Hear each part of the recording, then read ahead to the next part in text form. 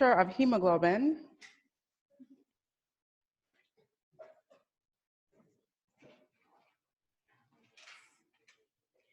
And let's just describe a few features of hemoglobin before we actually look at the structure.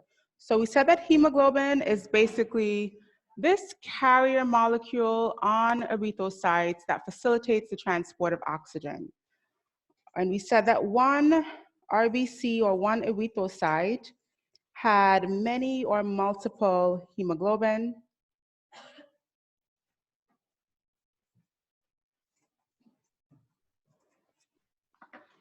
Okay, and then if we look even closer, one hemoglobin had only 4 heme groups. Okay, and that allowed it to bind 4 oxygen molecules. Okay, so on one erythrocyte, we got multiple hemoglobin molecules, and on one hemoglobin, we got 4 heme groups, and each heme group binds 1 oxygen. So we can bind 4 oxygens per hemoglobin.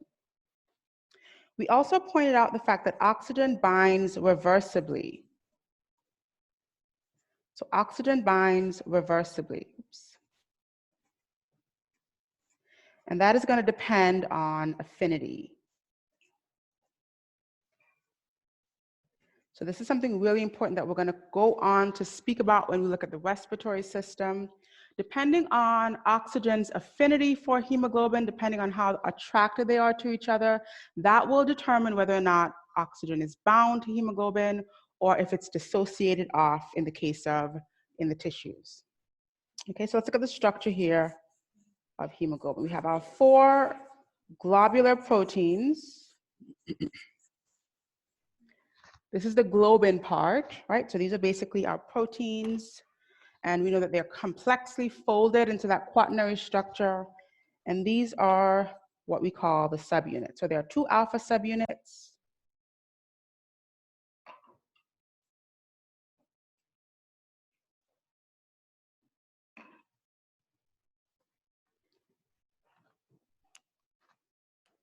And 2 beta subunits.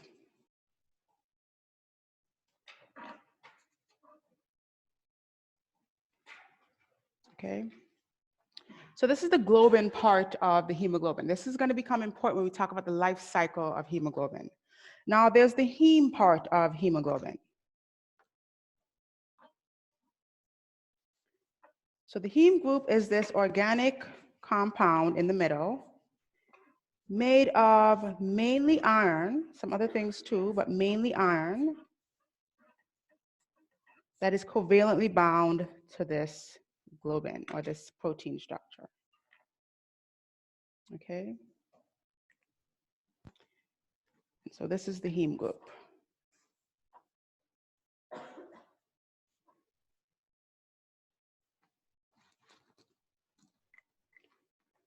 Now on this heme group is where we have the oxygen binding capacity. So one oxygen can bind onto each of these heme groups, and this is what facilitates the transport of oxygen on this hemoglobin. Okay, so it's really important to understand the dual function here, the fact that the heme group is what's carrying the oxygen. When we talk about the life cycle of erythrocytes, this is the part of the molecule that can then be recycled to make new hemoglobin.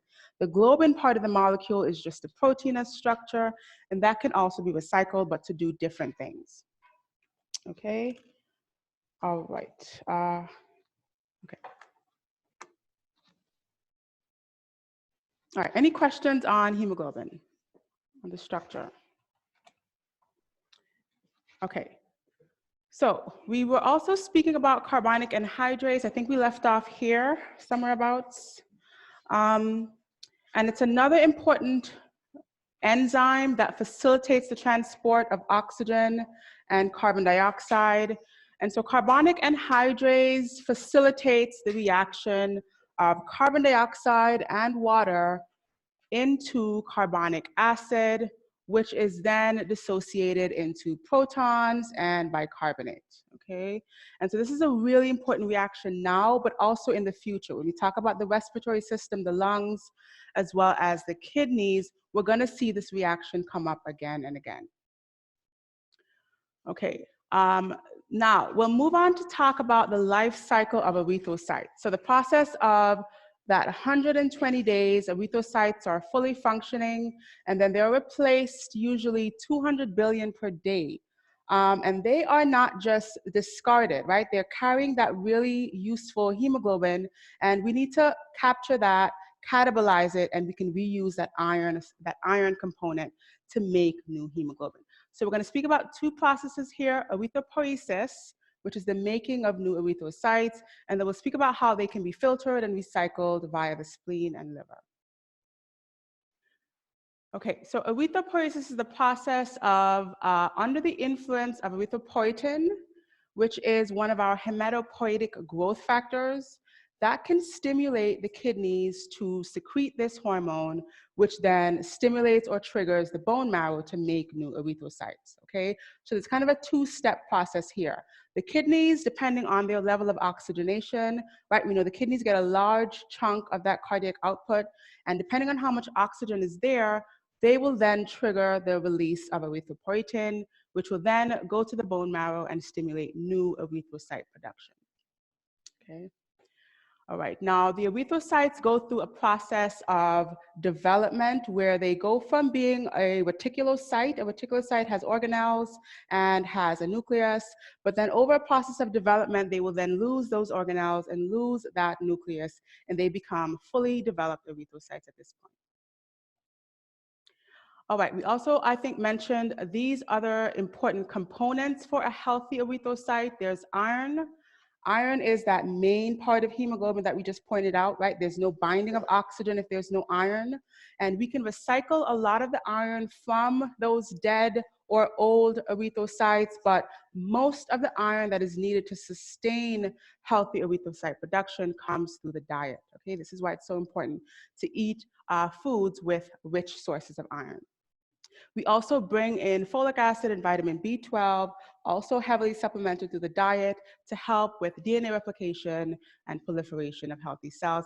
And I think I mentioned this before, but these are not the only cells that require folic acid and B12, but they're really susceptible to any dysfunction because of their high turnover rate, okay, in comparison to other cells. So the process starts out with filtering of erythrocytes. When they're done that 120 days, they go to the spleen. They are filtered via macrophages, which basically engulf them, break them down into their smaller components, and then we can catabolize those breakdown products to either be recycled or discarded in the waste. All right, so this is where the spleen comes in. The presence of macrophages in the spleen. We're going to talk about macrophages later on as one of our other important cells in the blood. And macrophages have the ability to phagocytose. So phagocytose means they can engulf or eat, right? That literally translates to cell eating. And they have that ability to break down other cells, break down old RBCs or senescent RBCs, and catabolize those byproducts. So that hemoglobin is then broken down. We can take the heme part of that, strip away the iron, right, that middle organic part, and we can turn the heme into bilirubin. Bilirubin will then be transported into the bloodstream. It'll make its way to the liver, and in the liver, bilirubin will be converted into bile.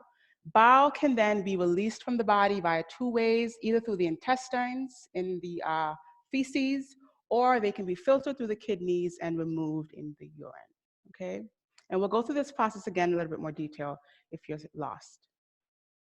Okay, that iron that we stripped away. So again, we did not completely destroy that hemoglobin, that heme part of the hemoglobin.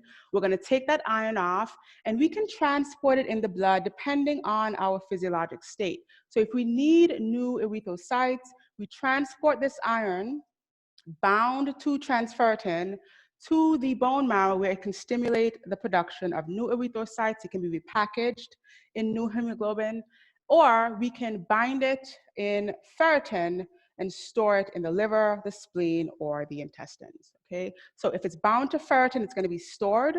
And if it's bound to transferrin, it's going to be circulating in the blood, either making its way to the bone marrow in order to be repackaged as a new hemoglobin. Okay, so let's walk through this step here, these processes. So the first part of this is erythropoiesis, which is stimulated from erythropoietin, and erythropoietin comes from the kidneys. That erythropoiesis makes fresh new erythrocytes, which circulate in the blood 120 days. When they're ready to die, or they become old or dysfunctional, they make their way to the spleen. In the spleen, we have macrophages, which engulf these erythrocytes, and they strip that heme group away and the globin part. Now, the globin part is nothing but a protein, right? It's a polypeptide. So we can take that, break it down into amino acids, and use those amino acids to do other things, right? The heme part of that is further broken down. We're going to strip away the iron, and we're going to convert the rest of that molecule to bilirubin. Now, bilirubin is taken to the liver, where it is converted to bile. And that bile, as I mentioned earlier, can do one of two things. It can be excreted through the intestines into the feces, or it can be circulated into the blood. Let's point this out.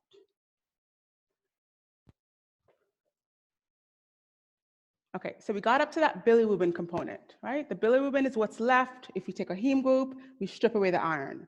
So the bilirubin now is converted to bile, and bile needs to be excreted from the body. So bile is going to enter the intestines, and it can be excreted via feces. This is actually what gives feces its yellow tinge as well as urine.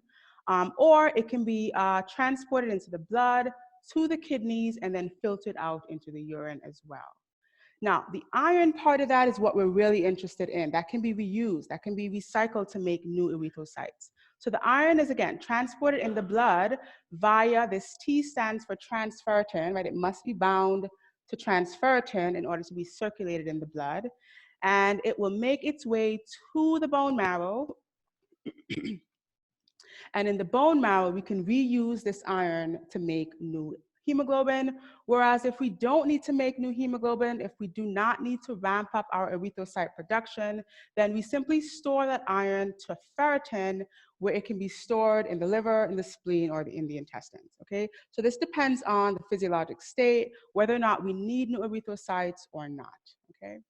Now, the important part that I want to stress here is that there are many opportunities for this process to go wrong, okay? We can have damage to the spleen, we can have damage to the liver, the intestines can attribute to dysfunction, we can have kidney injury, we can have bone marrow injury. So there are lots of opportunities to develop anemia, okay? So anemia is what we call disruption or dysfunction in the oxygen carrying capacity of the blood. And there are many different ways to get anemia. There can be a dietary deficiency. So if you're not bringing in adequate sources of iron or folic acid or B12, you can get anemia that way, right? That's going to impede your ability to make that hemoglobin. If you are affected by sickle cell anemia, which is a genetic deficiency, or you have malaria, which is a parasitic infection, you basically have hemolytic anemia. That is when erythrocytes are being destroyed faster than they are being made. And the sickling, which is what we're seeing here, the sickling shape of this erythrocyte makes it really susceptible to damage. It's either trapped in the spleen, or it can be destroyed because it doesn't have some of those proteins that makes it nice and flexible, as well as the fact that it's smaller, right? So it doesn't have as much of an oxygen carrying capacity as a healthy, normal erythrocyte on the right, okay? We can also see aplastic anemia. This is where there's some sort of defect in the bone marrow. A lot of medications do this, a lot of chemotherapy drugs do this, as well as radiation exposure. It'll impede the bone marrow's ability to make new erythrocytes. Or we can have kidney disease. Any type of kidney function, most kidney function, or kidney dysfunction rather, is associated with some level of anemia, simply because of what? What's the connection there with kidneys and anemia?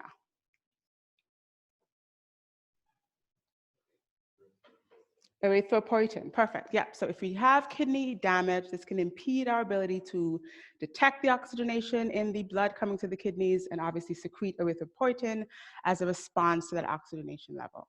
And then finally, we have probably the most occult source of anemia, hemorrhagic anemia.